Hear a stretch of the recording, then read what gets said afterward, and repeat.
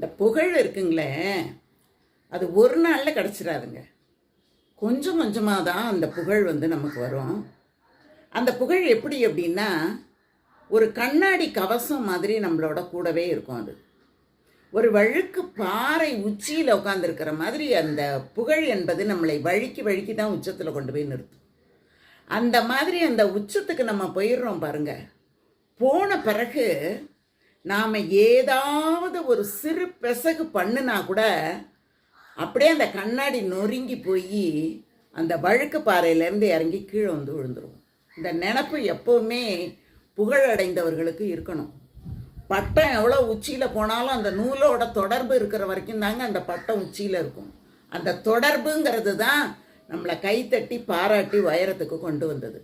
அந்த நினைவு இல்லாத வரைக்கும் எவ்வளவு புகழ் பெற்றவர்களாக இருந்தாலும் ஒன்றுமில்லாமல் அவங்க போயிடுவாங்க.